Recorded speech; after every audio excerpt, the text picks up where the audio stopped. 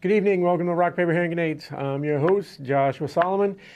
JP Marzullo, my co-host, the Honorable JP Marzullo, is still away fighting the communists, rounding them up, throwing them back over the state line into Massachusetts where they belong.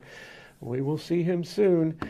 In the meantime, Rock, Paper, Hand Grenades is sponsored by the Wilson Hill Pistol Club, the oldest sports shooting club in New Hampshire, located right here in Manchester at 1732 Lakeshore Road, where the monthly membership meeting is taking place tonight, the first Wednesday of every month at 7 p.m. right after this show. We have open membership. We do not have a waiting list to join the club. We have a 6-place indoor shooting range. All are welcome at the membership meetings. You can find us online at wilsonhillpistol.org. That's at the bottom of your screen if you're watching online. Tonight, we have a returning guest, one of my favorite guests, an old co-worker of mine, Jeff Chidester. How you doing, Jeff? Good, Josh. How you doing, man? Good. I like that opening, with Josh. Because, today is April Fool's Day, which is, and so no one ever knows where any... That's my opening every week if excellent. JP's not here. He's out fighting communists. That's what he does, yeah.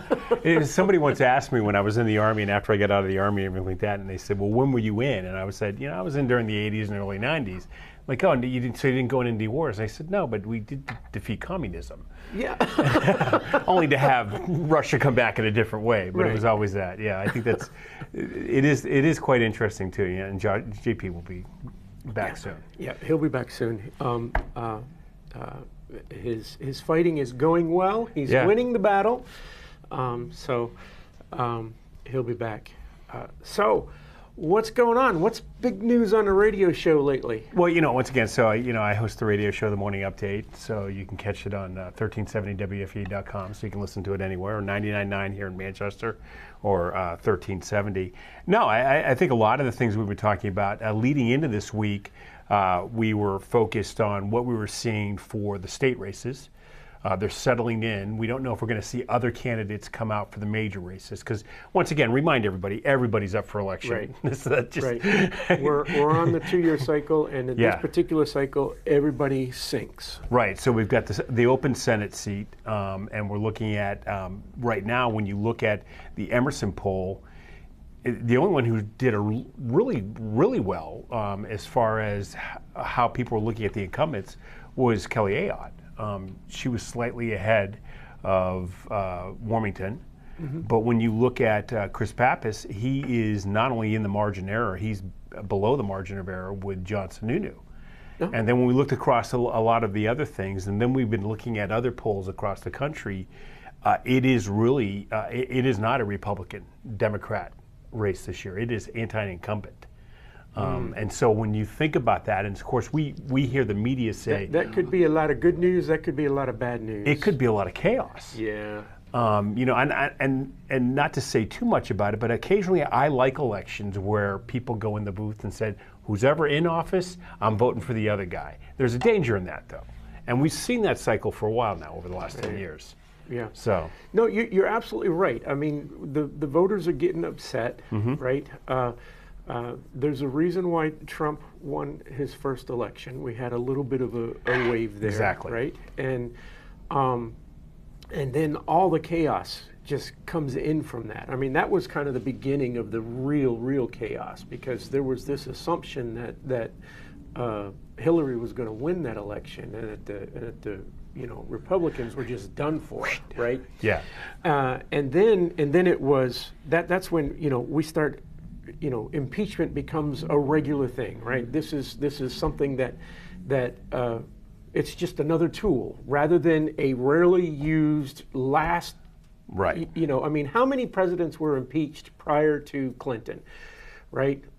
1, 2? Well, there were two, right? Because Nixon never was officially impeached. He wasn't impeached. So there was Johnson, and then there was Jackson? No, Clinton. So Johnson was out of Abraham Lincoln's, Johnson, would have been his second term. He got nailed, and once again, even that one was considered a little bit of corruption. He wasn't going to play the game. And then, of course, Clinton. Right. And then, And Nixon then got out and then fast. they decided that this was just another tool, and they're just going to use it as Yeah. their propaganda machine. And if they take back one of the houses this time around, they're going to try it again. Right. Well, actually, it has to be the House, right? Because House the House starts has it, to, right. They start the But- articles, and then they go over to the Senate for the But trial. the point is the chaos started there, and that's when people started to really come out. We had issues with the 2020 election. We know we Right. had issues, right? Everybody wants to deny it, and they want that to be the line. But now we're coming out. We're 6 years later out of the 2020 election, and we're gathering evidence, and we're seeing the evidence come forward. Correct. And people have to, there need to be consequences. And then you saw the wave in 2024. Like, doesn't matter how much you cheat, we're taking it all back. Right. And that's where, back to your voter that goes into the booth, say, okay, whoever's in has got to get out. And we've got this talk of term limits and whatnot, and that's kind of the good side of getting those in out, because a lot of the people who are running are kind of for it. Like, I've talked to a lot of candidates who said, yeah, if we could get people on board, I'd vote for term well, you're limits, seeing that too, right? Josh, here in New Hampshire, where Right. you have people signing up to But the you state have to initiative. get the incumbents out. Right. The ones that are the career politicians are not going to vote for it. So this whole business of turnover can be good in that aspect. Right.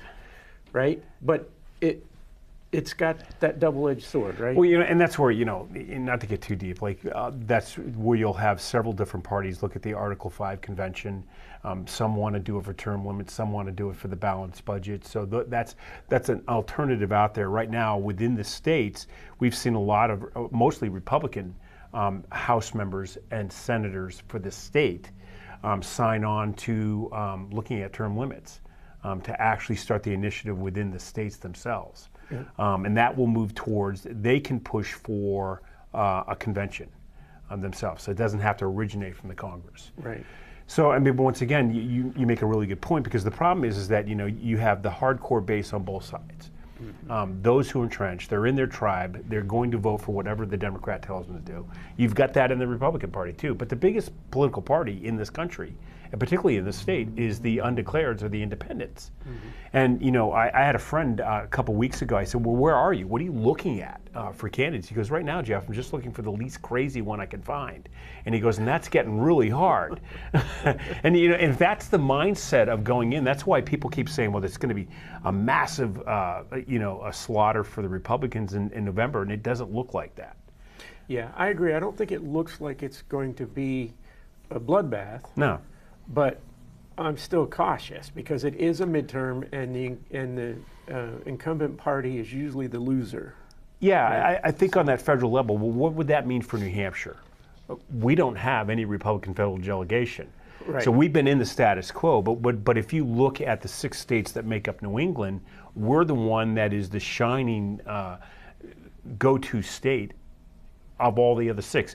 You've got, Maine is not an exit state right now. Vermont, Rhode Island, Connecticut, and Massachusetts all had net negative people leaving the state. That is correct. And some going to New Hampshire, some going to the sunnier side, and that's going to keep going.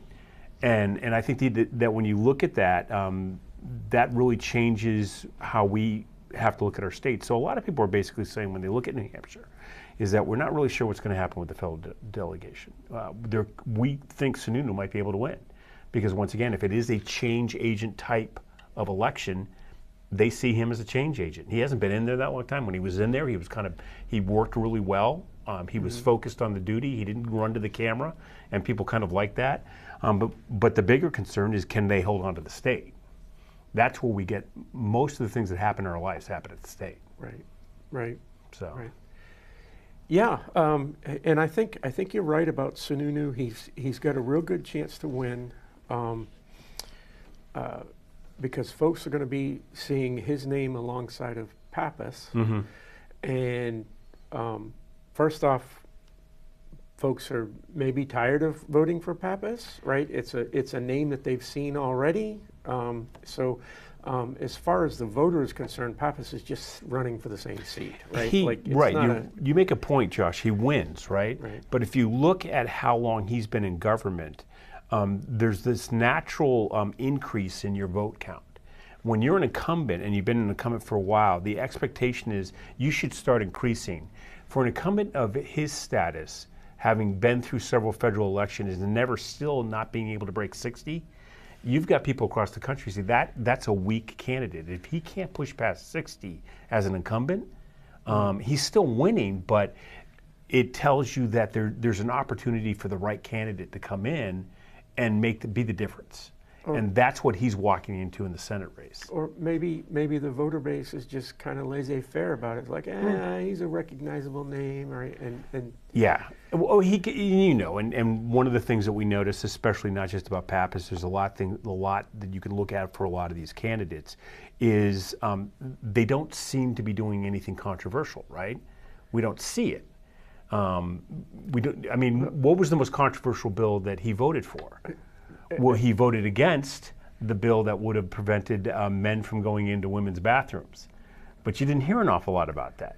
And that's an 80-20 position here in the state. But generally, he lays really low. Right. He doesn't, I generally don't hear about him until election year. Right. When it's time for him to run for office, that's when we start hearing. But when you turn on the news, whether it's the lamestream media or alternative media or whatever, when you turn on the news and you hear about someone introducing a bill at the federal level, if you hear about someone, or you see a video clip or a soundbite of someone making a speech or giving an interview on Capitol Hill, it's never anyone from our delegation. No. Right? The only time they're visible at any level is during the election season. Yeah, it is quite, when you look at that, and I think it is the state of politics, Josh, if you think about it. It really is the state of politics. And what I mean by that is the louder noise, the more controversial, the aggressive short video forms that we've seen throughout our society now become the way they want to campaign. Mm-hmm. And one of the things, so on our radio show, one of the things we do is we look at the archives of all of our federal delegation to see what committee meetings they're doing that week. And we go to look at the video of the committee meetings. And for example, Senator Shaheen is in Asia right now. She's doing a tour in Asia, and she is the lead of that mission. And there's a lot of video coming back from what she's talking about in Taiwan and how we need to strengthen our relationship with Taiwan and how we need to be concerned about China. Mm-hmm. You're not seeing that on MER. No, we're not You're not seeing it anywhere. But that's an important detail. But likewise, when you look at Senator Hassan, she's really actively involved in helping veterans and has really good committee meetings where they're not yelling and screaming at each other and not pointing fingers at each other, and those don't make it. Well, controversy is what sells. Yeah, it's unfortunate. That's what sells all the commercials that are in between all of the news bites that you watch on TV, right? So. Oh yeah, I mean there was one Senate hearing 2 weeks ago, Josh, that involved Senator Hassan. They were talking about the VA and the potential of a VA coming to New Hampshire, full service VA. Yep. And they were talking about one of the things is that the entry into the VA seemed to have a backlog. And the VA is considering reducing the staff size. That was the big take. And Hassan actually released a video on it. And if you look at the clip of that video, it's her pounding on the desk and yelling at a guy going, "My state deserves a VA. My state deserves more people. We want to know they're not going to wait in line." Well, when I went to look at the hearing, leading up to that, they were talking about how they were looking at manpower, how they actually had a plan for New Hampshire. She goes off in that, and the person she's yelling at is a VA rep who actually served 2 tours in Afghanistan, lost his brother in Afghanistan, and he came back and said, "I understand your pain. I know what you're going through. We have a plan. You don't need to yell at me." That didn't make it into the commercial. Right. And I think that's the interesting part. It's about, hey, look at me. I'm doing something. I'm yelling at people. Yeah, and I went and emailed her office and said, why? Why was this the what you decided to show New Hampshire when there was a whole bigger part where actually something was accomplished? Right. So I think that's what I always think about. And I think New Hampshire people are generally really good about looking at campaigns. What do you think about that? Just off on a tangent. As a veteran yourself, idea of a full-service VA in New Hampshire has been kicked around for years. We've got the hospital here in Manchester. It's not a full service. It's not. Veterans can go there for some services, mental health services, and stuff like that. But it's not an emergency medicine hospital. It's not surgery and cardiac and all of that stuff. We've had some folks say, we really don't need it because we've got the other emergency facilities that are here, and we're within 50 miles of a level 1 trauma center in Boston. Right? Like so there's this discussion: do we really need a full service VA when we have what we have? What's the trade-off? Well, the trade-off. This VA, because they are going to be talking about a full service. This VA facility we have here is very, very good. Mm-hmm. It has outpatient, so you can get outpatient care there, so minor surgeries and stuff like that. I think that makes it very unique in that regard. And because of that, the way that the facilities have been set up, New Hampshire is the rarity where our veterans get a card, where they can go almost anywhere they want and get the care at their local. And some veterans are now concerned that if they do get a full service VA, that card would go away. Frankly, that should be the program across the country. Right. Your choice, and we can handle that. The other factor that when we look at the full service VA is there are certain injuries that are very unique to veterans. But we do know that other facilities, private hospitals, can take care of those as well. But those people who've lost limb, those people who have certain mobility issues related to combat injuries, there is a specialty within the VA. But that wouldn't be guaranteed that would be actually covered at a full service hospital, because sometimes they have to move people off. The other thing is the location, right? Mm-hmm. One of the things that is being debated is Manchester the right location? And many have started to suggest the center of the state, getting closer to the veterans home, which would be a large body of people who would be serviced by that. And then you also have the cemetery up there and the new Franklin campus. Right. So it makes sense to have it within a 10-mile radius. Just north of Concord and somewhere in that area. Absolutely. Yeah. But yeah, I think that when I talk to a lot of veterans who've used the VA here, my dad used it, I don't use it. They've appreciated how it's matured, how it's evolved. I mean, they're doing things at this VA, Josh, like one of the therapeutic things that they have is beehiving. Oh, really? No one else in the country did that. And so they've done things like that in New Hampshire that have been actually innovative in that approach. So, and I've learned a lot about what was positive about the location. So yeah, but I think a lot of veterans are a little weary. Really? About that. Yeah. So. Yeah. All right, I got us off on a tangent. No, that's all right. I don't remember what we were talking about. Well, we're talking about the midterms, right? And we're leading into the midterms and what they're going to look like. New Hampshire has a high percentage of people who participate. Our primaries are late. We're one of the rare states. I get calls all the time, Josh. People is like, how do you guys elect an all-Democrat federal delegation and yet, for the most part, have a Republican? It is the big question, yeah. And somebody once said, and I kind of agree with him. He said that we trust people go down to Washington D.C. and do the things we think need to be done down in Washington D.C. And it could be something as simple as abortion. Let's just face that one. But here, no, we're not ready to fully trust Democrats to take over because let's face it, Josh. We're 3 months into this. I've watched the sessions at the State House and seen what they do, especially when they were remote and everybody started zooming into their sessions. Oh yeah. There was that one Democrat who was bent on demonstrating that marijuana gummies were harmless and started popping them right in the middle of a session.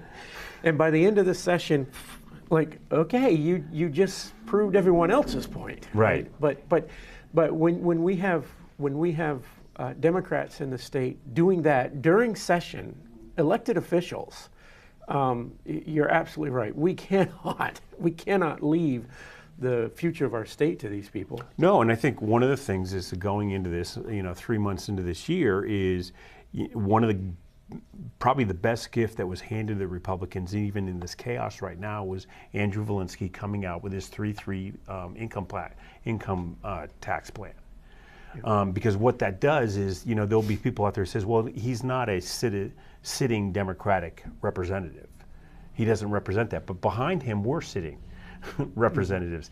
And so there's always, for a Granite State, or especially the independent or the undeclared, that's the thing they're most afraid of. They look at the social issues and they're serious about them, but what they're most concerned about is that they know for a fact that if we start going down the road of income tax or sales tax, with the misconception that it reduces property tax, we'll end up like Connecticut. We'll end up like Rhode Island. We're close enough to know what happens. The folks screaming the loudest for an income tax or a sales tax, these folks are the career politicians that know that this is going to benefit them by getting paychecks, right? They're going to get money out of this, right? Because they're going to be mandating these things. They're not dumb either. They know that this will not reduce property taxes, but that's the line that they have to keep repeating. Not a single, every time this is tried everywhere else in the country, every time they raise taxes or implement taxes under the guise of reducing your other taxes, your property taxes, it never happens. One tax never goes down if you create a new tax. The best they've ever been able to do, the best they've ever been able to do is stabilize the property tax. So there were a few years where it didn't go up. Connecticut is that good example. And for a lot of people, that was nice. But we're talking about a short time frame in the long, and then eventually the people who wanted the tax are going to start benefiting from it, via government kickbacks and paychecks, and it just gets messy. Giving themselves raises. Cost of living. We need a cost of living raise just like everybody else. So they start giving themselves raises, which raises my taxes, but I didn't get a raise last year. But everybody who advocates for it, these are people who are career politicians or career government employees. No one else in the state is advocating for this. Everyone else realizes that this is not going to make our situation better.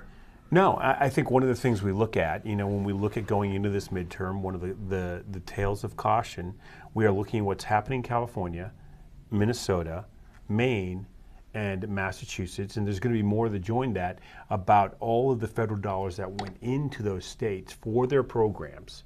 Medicaid and other ones, and didn't go anywhere. It didn't go anywhere. I mean, we're talking $200 billion in California. We're not even really sure what's going on in Minnesota. Yeah, Minnesota's billions. And at this point, the government's going to ask for that money back.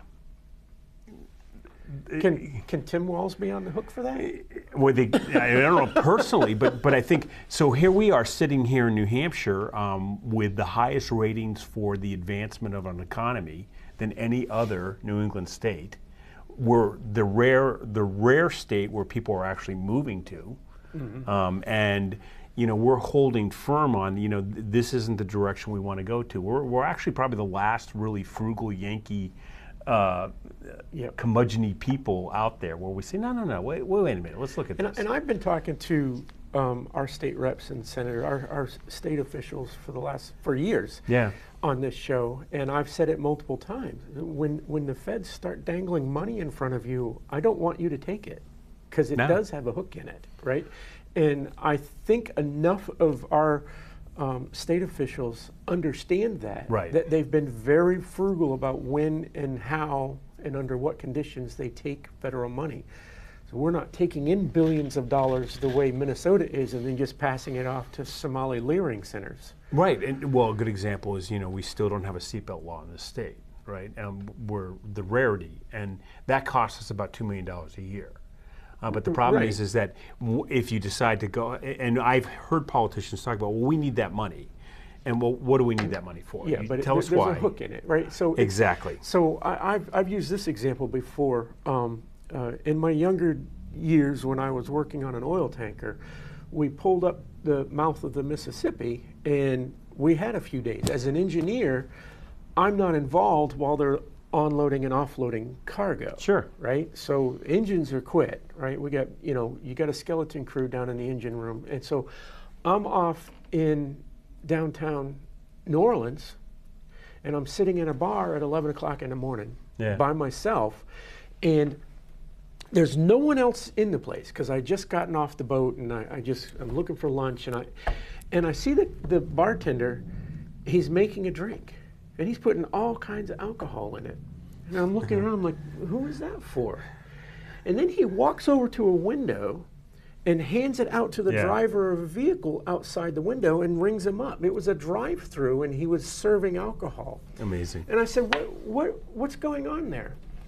And he said, well, we're allowed to drink and drive as long as you're not drunk. Sure. As long as you're not incapacitated, right? You can have an open drink in the vehicle. I said, well, why is that? And he says, well, this is a bartender in New Orleans telling me that. He says, well, I don't know that this is the case anymore. They may have succumbed, but the issue was the feds said you can't allow drinking and driving, and as long as if you make a law against drinking and driving in your state, then we'll give you so much federal money. And the state of Louisiana said, well, we make more money off the alcohol and Mardi Gras, so we don't need your federal money. Oh, yeah. Right? And so freedom reigned because the state refused to take the federal money and the hook that went with it. And like you said, right, the seatbelt law. If we were to implement a seatbelt law, the feds would now offer us a whole bunch of money. And there's reasons why they want to do that. Right. And a good example, when I was a police officer, is that we accepted federal money in my town. And the condition of that federal money that was coming into the town was that we would perform not traffic stops, but actually have checkpoints for looking for DWI. Now, sitting in there and listening to this, our captain came out and said, well, you're going to be on, this duty. And so I'm not going to do that.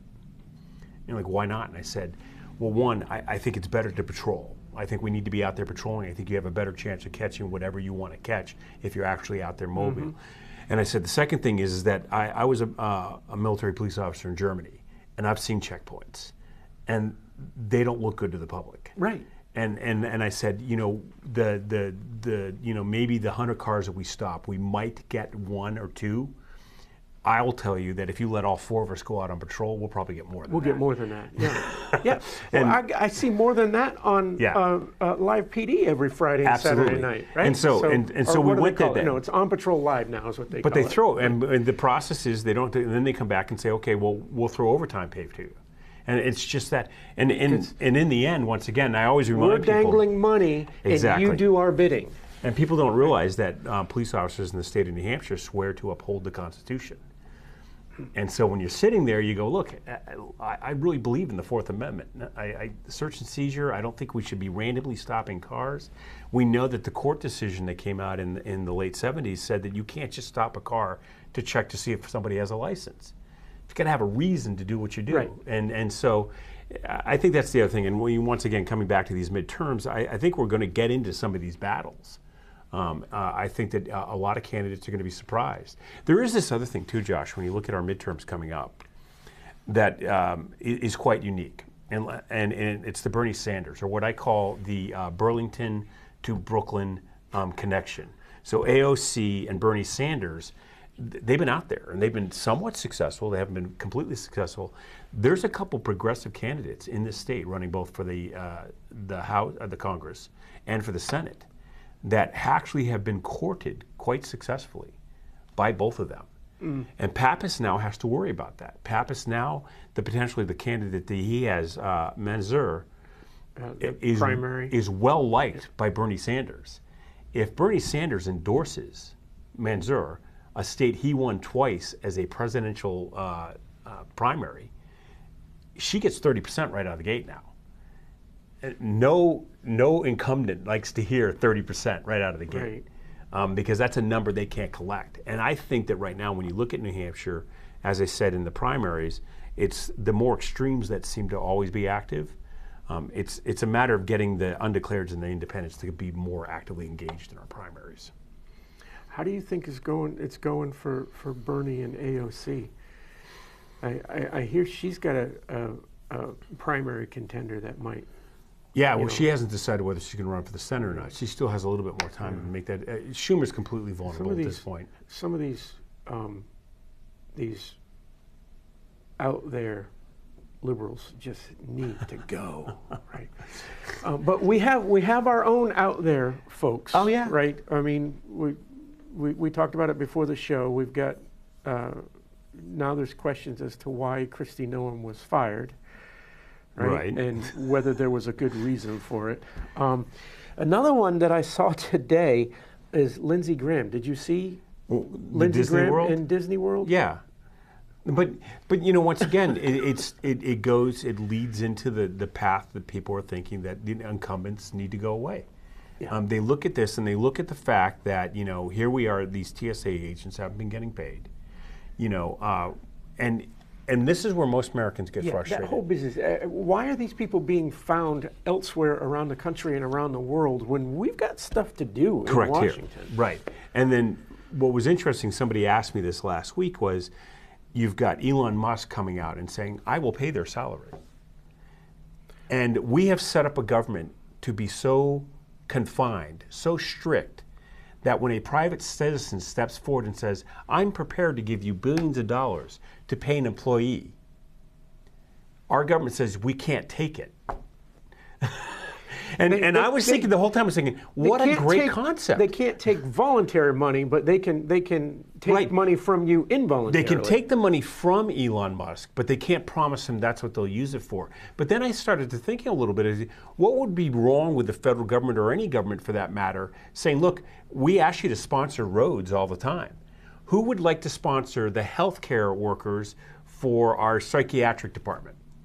And you'd have a lot of companies go, that's pretty cheap. There's got to be lots and lots of ways around this because I mean, really, if we wanted to subrogate this shutdown with private funding, I think we did this the last shutdown too. I think Elon offered to pay something, or he paid the military salary or something like that. But if we wanted to subrogate it, we don't have to go directly to the government. We can say, this is just a off-the-cuff theory, right? Elon could set up an account and say, okay, there's the money, right? You're an ICE agent, you're a DHS agent, you're a TSA agent or whatever.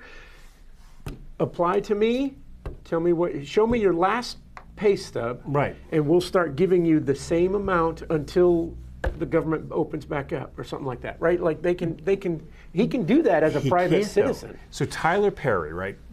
Why can't he do that as a private citizen? Well, the problem is that because of the rules within each of the departments, Tyler Perry, you know, owns owns almost everything in entertainment now, right? Mm-hmm. Is based in Atlanta, and he went to the Atlantic airport and he handed out $1,000 Visa cards to all the TSA agents. Within a day and a half, those cards were collected. By who? By the TSA authority, because in their regulations, they're not allowed to accept gifts from anyone. So the problem was that, you know, some of these guys use that money to pay their rent. Right. And now they have this whole other dilemma. And I think it you know, once again, doesn't it strike you funny, though, is that these policies were put in place to prevent corruption. We have these THS agents who have spent half a year without really getting a steady paycheck. And we've got every other politician, quote, congressman, running around actually being the benefactors of a very corrupt system. Mm-hmm. They're taking junket trips, they're going, and nobody says... never mind that. What we had, when you say the benefactor, where is it?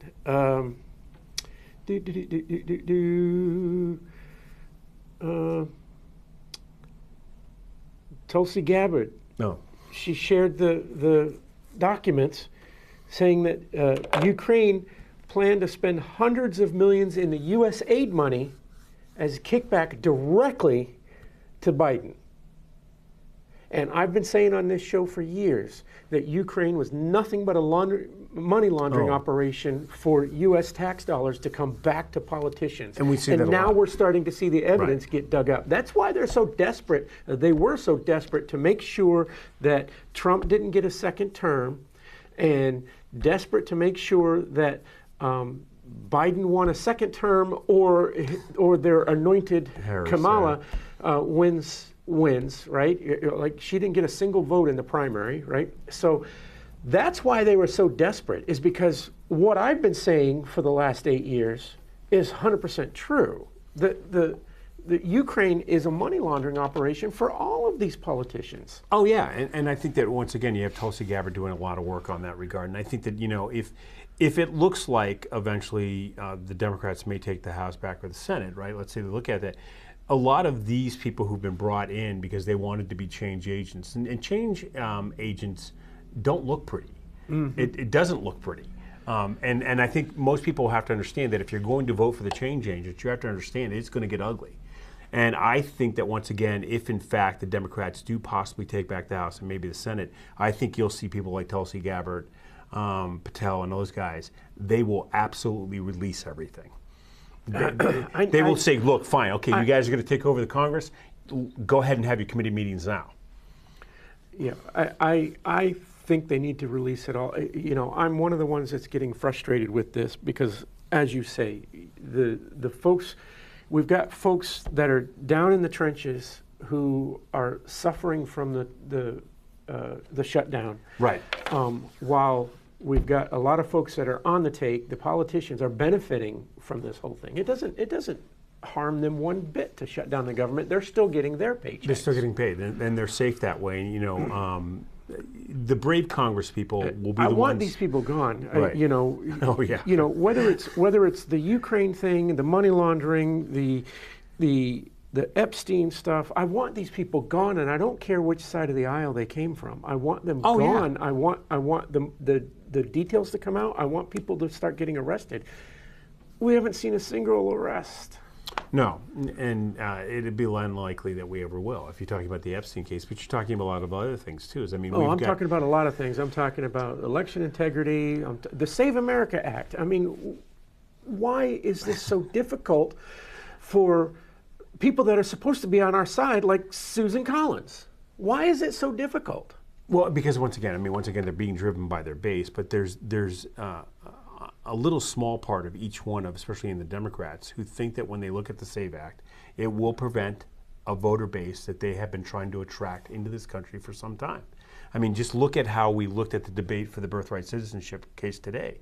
Once again, did they rule on that today? They're not going to rule on it today, but I listened to the whole argument today, and if I had to make a judgment right now, I don't think that they're going to overturn that or provide clarification. There was some decent questioning. I think the Solicitor General didn't do as good a job as he could have in that case. But once again, why is this such an important detail to one party where they say, no, we should have birthright citizenship, and to another party it's not? And I think that's one of the other things that we look at, that there are forces within our country, and this is not tinfoil hat-wearing conspiracy, that want to radically change our country. They just, whether they don't like this country, whether they think that we haven't evolved correctly. That's not tinfoil. These people do exist. Yes. Right. They do want to radically change the country. And there's a lot of them. They want socialism everywhere because they know, and the only reason they want it is because they believe that they're going to be on the top. Right. As soon as they understand that they're going to be at the bottom, then they don't want it anymore. But you brought up the tinfoil hat conspiracy, and it just reminded me of a video I saw this morning of Matt Gaetz. Okay. Did you see Matt Gaetz? I know he did some interviews this morning. I didn't catch him. He did an interview, and in the interview, he said that he was briefed about a hybrid breeding program between aliens and humans. Nice. And I'm not sure what to think of that, right? Because at one point he was someone that we all were behind for quite a while until he kind of went off the rails. Well, it's interesting because I think it's fun to have distractions like that. So that's the first thing I thought. This is some sort of deliberate distraction. And those are the other things. Epstein being out there as well. The reason why they're holding on to as many of the records as they are is because that's the distraction. The lack of information is the distraction. And I think that there are a lot of names there. There's going to be that's just another one. But you have enough change agents who have made their way into the federal government now through their appointment from President Trump, who are quite possible they'll start releasing this stuff. I'm hoping for that, and I had high hopes for a lot of these folks, including Kash Patel and Dan Bongino, and I guess I don't feel like the movement is there. Really, Dan Bongino, so much faith in that, right? And then he's resigned. He's back out. Did he get overwhelmed? Did he find out too much? Did he say, "Well, I'm not going to be effective here"? There's a process of being overwhelmed. We don't realize how entrenched the bureaucrats really are. That's the other thing we don't realize. The corporate media is not as influential as they used to be. They're still influential enough to the point where they can lead with the headlines and everything like that. I've always told people that if they're going to run for office and they are going to be these change agents or these counterparts, that the amount of staff they have to have that are part of their media team, that should be the bulk of their staff. They should just have the best people on every single one who can just push right back immediately. Yeah. And to the point. And you have to push back immediately, and we've said this before, if you don't push back, if something sounds so crazy and so outrageous that it's really not worth your time, you need to push back on it anyway, right? Because most of the time we as Republicans, we say, no one's ever going to buy into that gender crap. No one's ever going to allow men into women's restrooms. Right. And we didn't push back hard enough when it first started taking traction, and now here we are, right? So I think you're right. You need to push back immediately, no matter how crazy the other side is being. Well, no, and not just enough to push back, make sure they don't get a beachhead. And the other thing is that you have to have absolute oppo on every single person in the media.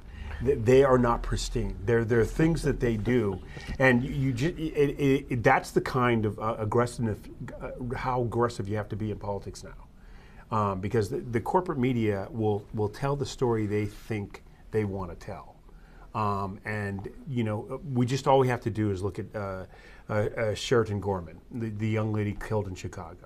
And the illegal alien that was caught when he broke into this country illegally, then released with a court date that he never showed up for. The fact that he's had multiple arrests, not just one arrest for shoplifting. We then learned that he was shot at one point in a gang rivalry that diminished his capacity, and we still let him stay here. And then he kills this young lady. How many minutes do you think the corporate media, and that would be CBS, NBC, ABC, CNN, MSN Now, covered that story? Zero. Yeah. Zero. And the only reason it got on CNN, thank God for Scott Jennings. Scott Jennings is the corporate, he's the only token conservative they have half the time. He gets in there and he manages to push it really hard. Yeah.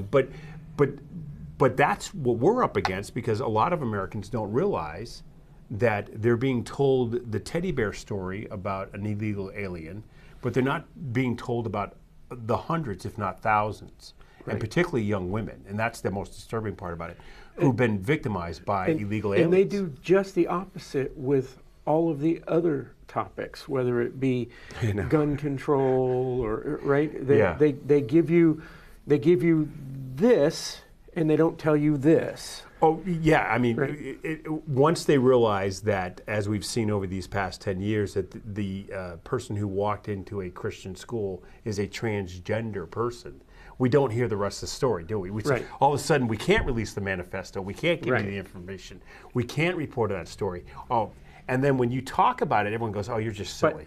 You're insane." But if the person that walked into or shot up an LGBT nightclub, boom, if that person was a white male, middle-aged American, then we'd have their name within 30 minutes. Oh, and we would have 24/7 coverage for at least a week. We would be destroying this person long before he was even charged with anything.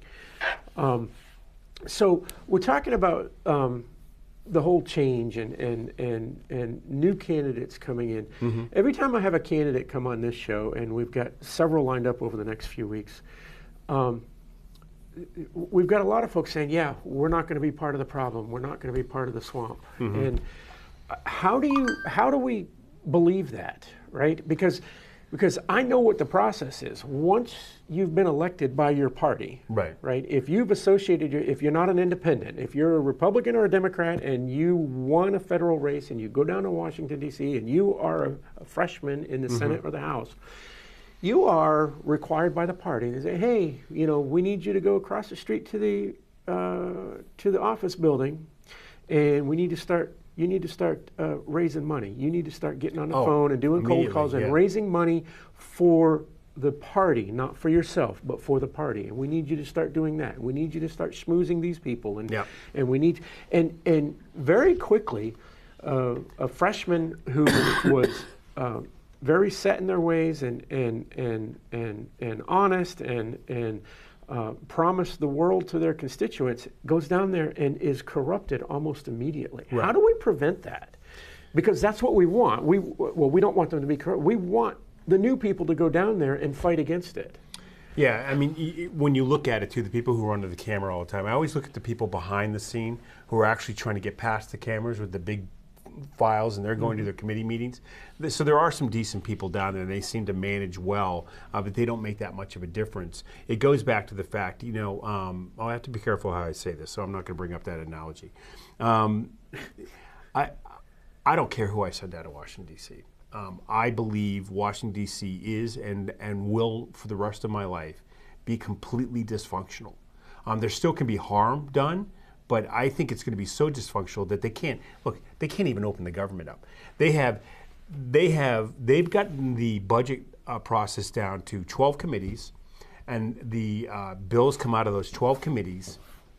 And we've been fighting for the last 3 weeks of trying to go back to a budget process that opens up all 60,000 lines of budgeting and debate each one of those lines. And they can't even handle 12, and they want to go back to that, and that's what we saw. I just happen to think they're so dysfunctional. What I worry about is the state. And I think what more people should be thinking about is who is a governor like a DeSantis or a Kelly Ayotte who is going to say, no, there's this thing called federalism, and we don't give a crap what you think. And in fact, I think sometimes we should just send down the most flamboyant people down there and just let them play that little, it is truly become a reality show. Yeah. And try to marginalize them as much as the damage as we possibly can by exercising federalism and going back and saying, no, we're not going to do it as a state. Right. I once, I was in South Dakota and I was talking with some folks and good state. At the time, they had a similar issue that we have where they were in complete control. The Republicans were in complete control of the state, but they were sending Democrats to as their federal delegation. Right. And I came across some folks. I said, "Why do you do that?" And he says, "Well, I'm a hardcore conservative. He says, but our state is so large area-wise that when we build a road, it costs a lot of money to build a road from one end of the state to the other, right? It's not like New Hampshire when you're going from Maine to Vermont, right? That may be 100 miles, but that's it's not even 100 miles. What is it, 50? Yeah, but you got a lot of roads too. You got a lot of choices.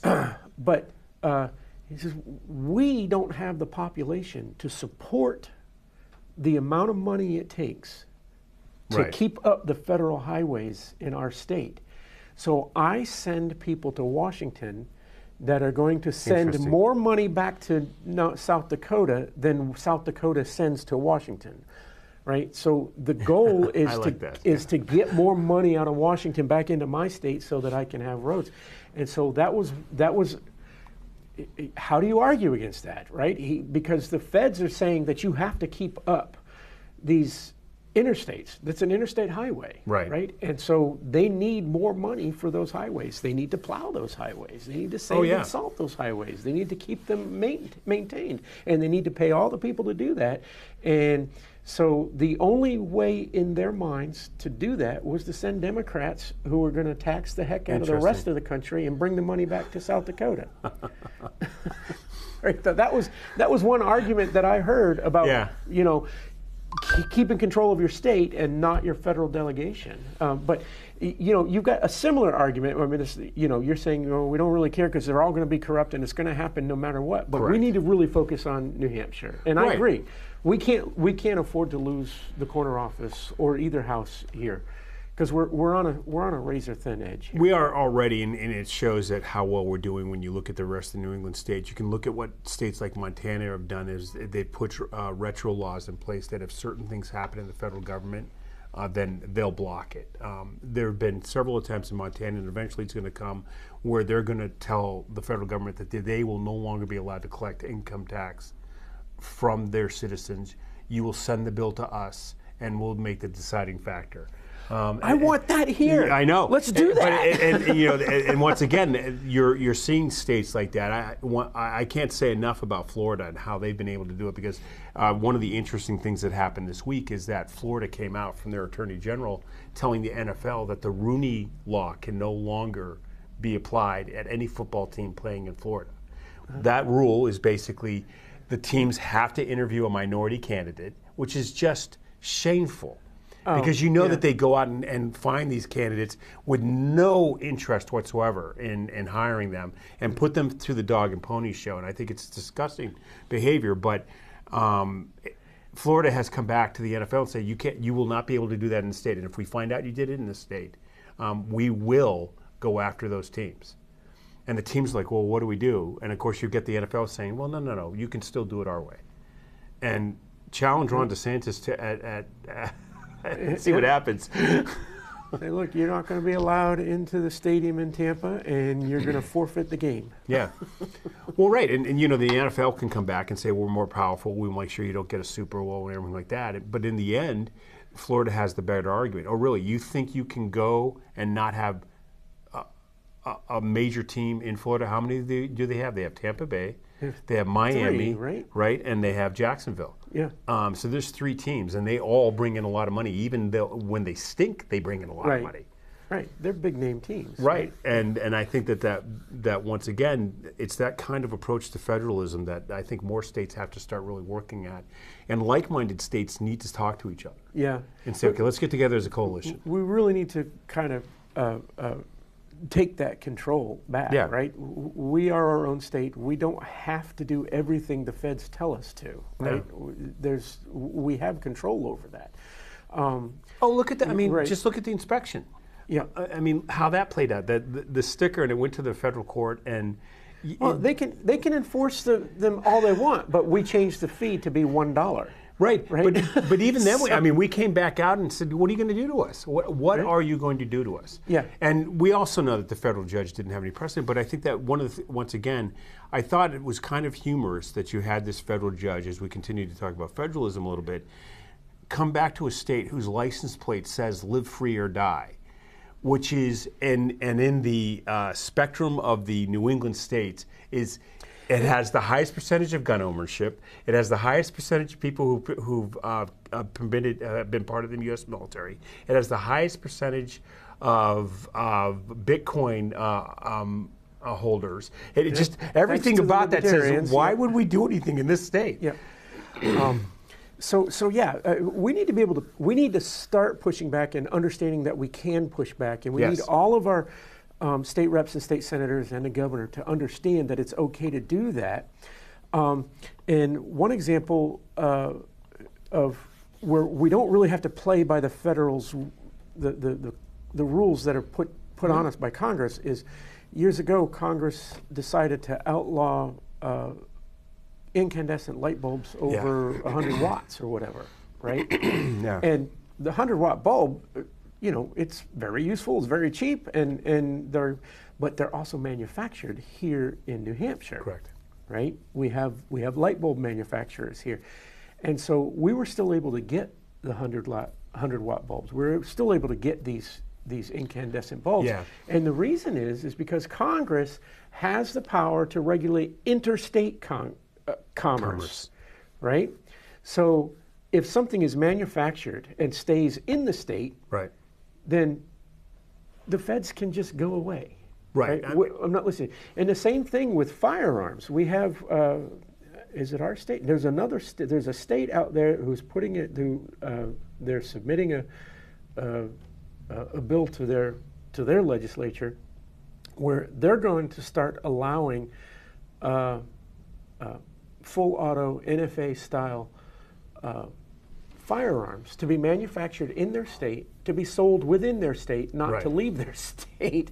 And the reason they can do that is because it's going to be contained within their state. We don't have to play by the Fed rules all the time. Right. They'll still try to play that. I mean, once again, what we have seen in the federal government, at least in the last 100 years, is that they'll try to exploit each one of the things you just mentioned: interstate commerce, general welfare, all those clauses. And then start in there, dangling money and say, hey, as long as you don't do that, right, the we'll money we give you took more from money. you will now give you your money back. And Right. I think more people are waking up to that, and I think that once again the midterms are going to be an interesting. I think the media is going to be surprised. I think they're going to be surprised. I hope even, so. Even when a Democrat wins, it will not be a Democrat they thought would win.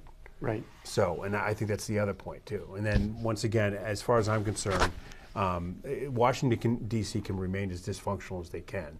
And I think the states have a chance to kind of reinsert themselves. Yep. So we had Chris Ager on several times, Yeah. but I liked his plan, and I still like his plan, and his plan has been passed down to the new chairman of the state party. But his plan, he had this plan. He says, my plan is to take the state. We need to win the corner office. We need the executive council. We need both houses. We need to take the state. He says, I got there. The next part of the plan was to send at least one delegate to Washington. Yeah. And we're working on that now. And we've got a very good chance with the empty seats. But that plan is in place. Now that we have it, we need to hold it. Correct. While we send somebody down to Washington. Right. And I think that's so. We just need to reiterate to the voters: get out there, and we got to hold the state. At the very least, the state is what's important. right. I think that's really the key. And once again, we have the chance. And if you can be elected as a federal delegate and get down to Washington D.C., your chances of being an incumbent are pretty good. And so, I mean, that's the one good thing about it. If you can get one of them, you'll be sending down a consistency. It would take a lot to do that. But in the state, I think that it's a bigger mission. I think that once again, I think that what the Republicans were able to do back in '24, where they actually outlined their plans and went door to door with the plans, and they picked out what the pain points